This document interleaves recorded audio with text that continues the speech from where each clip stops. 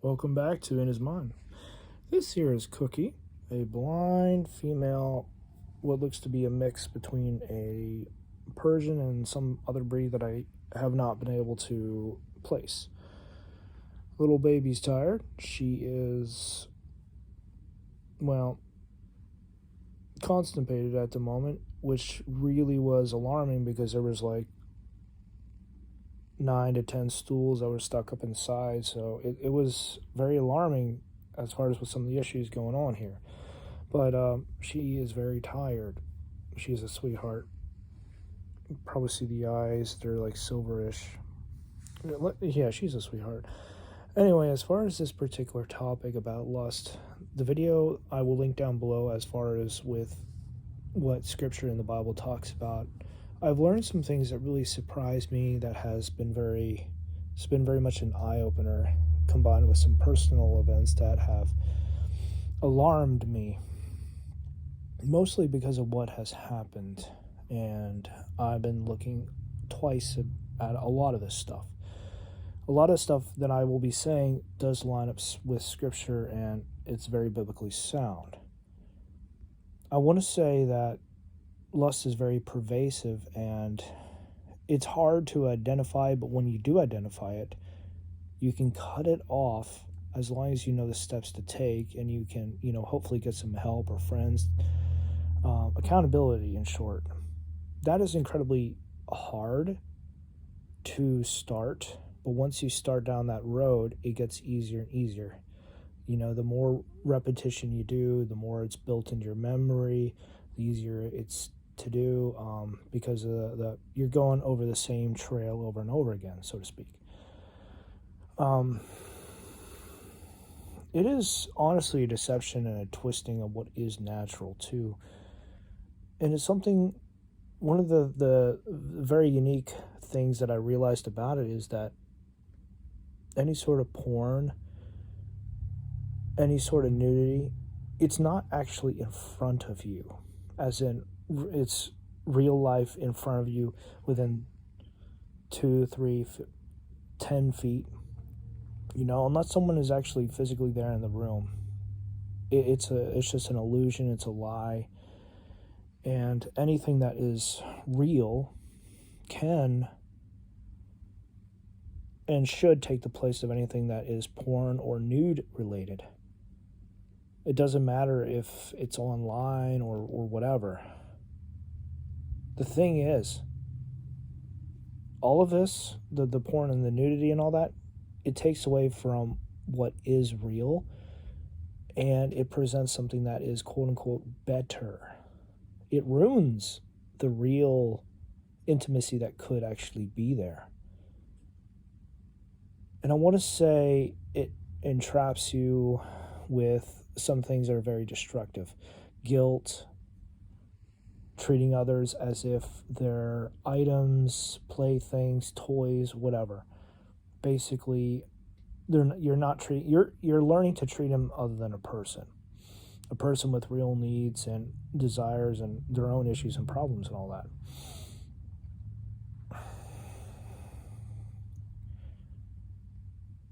Third, you're ingraining yourself unhealthy, destructive, addictive lifestyles that take you away from what is best potentially in your life to what is worse, or you're simply adding what is unhealthy and negative to your life. That's the third one right there. But the fact that I didn't realize up until recently that any sort of porn actually replaces what is real with what is fake, and not even there.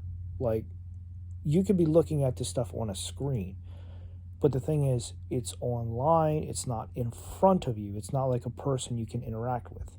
But even still, if you were to interact with a person in real life, there's a lot of things out of your control if you were to go down that route. Especially if that escort or whatever works for a company or for other individuals that want to interact with you. There's a lot to say as far as those individuals, and I don't really want to go down that route. That changes the scope of the entire topic.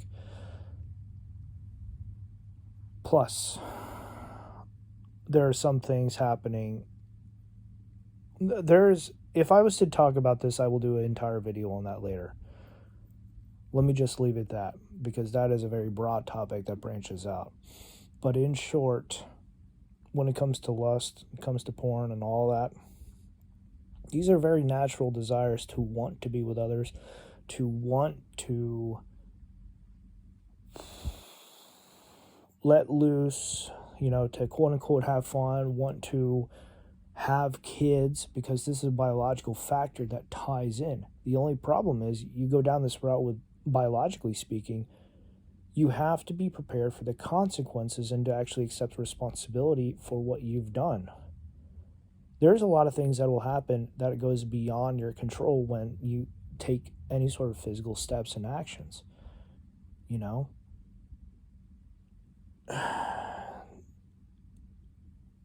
As far as with what I said earlier about porn, replacing, if you're not getting healthy touching and you need something along the lines of that, that can be fixed. Porn is just like the worst way to do that.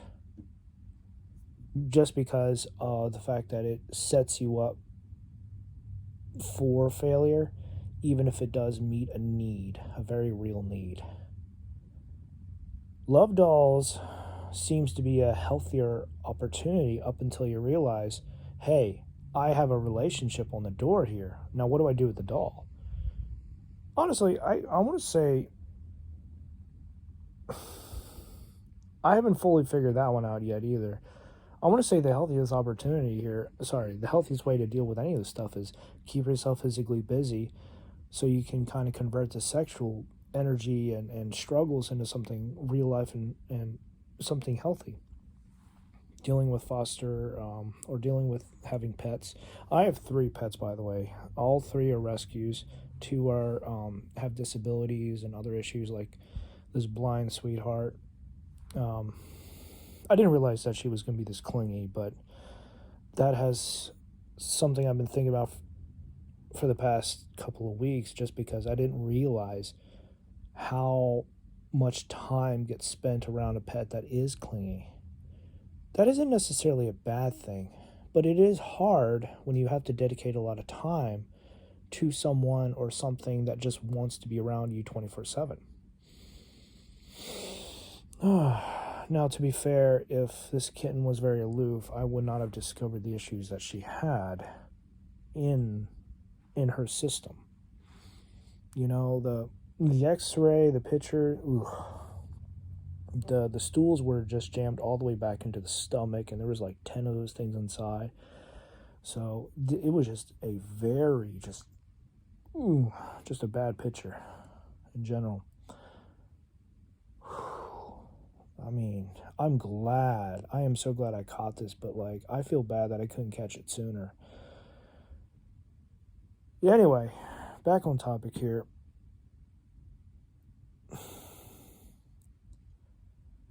One of the most frustrating parts about all of this when it comes down to sexual stuff is this is built into you in some way, shape, or form. You grow with your sexuality. And as you grow, you'll start learning things, or these experiences will start making you realize either to be more careful. Okay, so it raises awareness to you of problems, some of which are biblical, don't attach to the wrong person. And obviously, if you have sex with this person, you're going to attach to them very differently.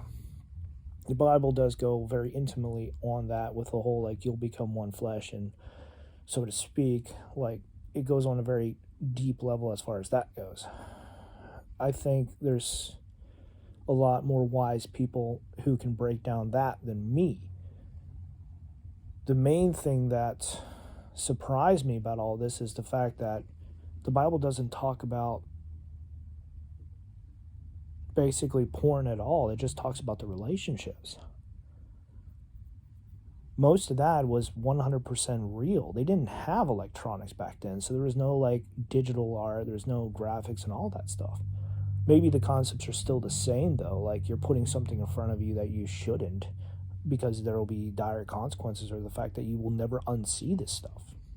You see something, unless you have a concussion and a memory loss, you'll never forget this stuff ever. You have to carry this with you for the rest of your life. I guess that is another reason why you want to fill your time. You want to put what is pleasing and what is worthwhile in front of you, not so you're not wasting time, wasting space, and adding extra baggage to your life. I mean, I think I got hooked on porn back when I was like 13, or I'm trying to remember, 13, 12. It wasn't really early or anything like that, but basically, and this is a bit of a funny memory here, but when my parents got this new computer and this desktop computer, I was curious to see what they had on there, and they had some games and stuff. But one night, the curiosity got the better of me, and I got hooked on to playing Jedi Knight 2 on the computer, among some other games. But eventually, it turned on to just typing some things out. I don't remember what, but the first porn site that I ever went on was 3dgirls.com, which is no longer in existence as far as I'm aware. And that is what got me addicted to all of this, is because I never saw anything like that. Don't get me wrong, I thought about that for a long time, about all of that. I don't think I want to go back in time and undo that, because then my lessons that I've learned would have been different and probably a lot worse. But I will say this. I wish I would have trusted my parents so that I could have talked about this stuff, so I could learn how to deal with it and not let it get so controlling, and for me to be so stuck in this. Porn keeps you stuck because, in a sense, it's like a bonding material. Sex is bonding material between two adults. And the one real issue there is, the two real issues is, one, sex cannot make the relationship work. It's not going to be the relationship itself. It is the bonding material between a relationship that can strengthen it, but it itself is not the relationship. The other thing is, and I believe the Bible does talk about how it connects you on a spiritual level. I think there's a lot of things that are not physical that are shared between two adults when sex is involved. From what I've talked, from those who I've talked to, and the stories that I've heard, there's definitely non-physical components there. It may not be 100% spiritual, but there's a lot that is there that is just simply not physical. And for those who are atheists, those who are of different beliefs, maybe you can understand that there are metaphysical elements and parts of our lives that can only be learned through experience, because they're not something you can just talk about easily. Near-death experiences you can talk about, maybe record through outside videos of like these incidents that led up to you being hurt to the point of near death. But that's physical. Something that is sexual, you can only go up so far. Something that talks about the bonding between two people also goes only so far. But the other parts of that, you really can't record. You can only experience. Intimacy is one of those things that I realized is something that I value, and porn, in a sense, directly goes against that. Now, one of my previous friends who dropped off the grid basically was telling me about this orgy that was supposed to be going down. And I want to say all of that raised up awareness to me of a lot, including the fact that intimacy gets thrown right out the window whenever orgies pop up and all that. I don't want to get into that personal part, but I will say that intimacy is something that porn itself almost directly just throws in the trash. It is not of any value. It does not matter. And it only gets in the way of quote unquote having fun and you getting sexually fulfilled in some way, shape, or form. I think I'm going to stop there because the whole entire extent of this video was to talk about lust, and getting to porn was a slight shift. But overall, a lot of this stuff is important and it's just not talked about enough as it should be. Now, when you're talking about anything sexual from a biblical side, a biblical standpoint, it is hard to compromise between scripture and personal experiences. And many pastors and preachers, they want to rely only on scripture and they don't want to be transparent in that sense. And I understand privacy matters. Privacy and just being sensitive to what has happened. And on top of that, anything that has happened between you and others, you basically have to get permission to kind of cover yourself, protect yourself, in case the other person does not want this information publicly available. Me and my father have a long-standing agreement of just basically anything said between him and myself remains private. As far as with what he said, his words, so I have to paraphrase, I have to say, like, this is the topic, and we had a good conversation, but basically, that's it. I leave him out of the picture. I respect his wishes. I respect him. I've learned so much, and I've had so much help with him bending over backwards. I will not be breaking that at all.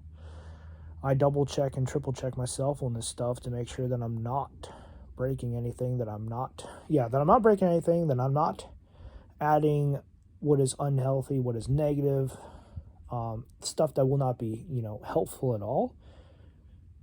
And this is more of a side thing. It's not nothing wrong or whatever, but basically limit the side trails, limit the distraction, so to speak, because this stuff, even though it matters, it is so easy to get stuck on these side trails that I can start on the main topic and just keep going down these side topics that constantly pop up.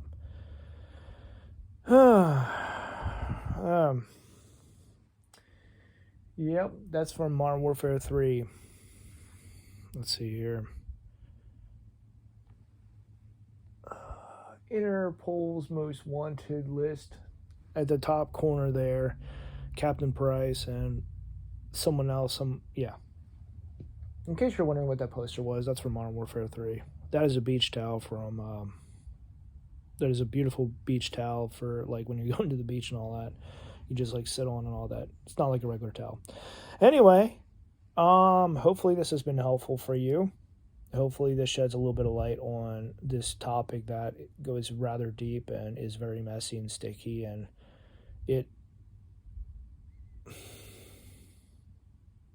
hopefully you can understand the value and why being transparent about this is needed. Because if you're stuck, how are you going to get unstuck? You have to get help in some way, shape, or form. You have to get your feet moving, because a lot of this stuff just gets in your way. It keeps you from enjoying your life, living your life, going in the direction that you're looking at.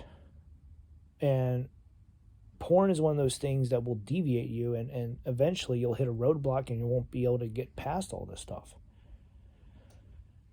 So there's a lot of importance on talking about this. All right, until next time.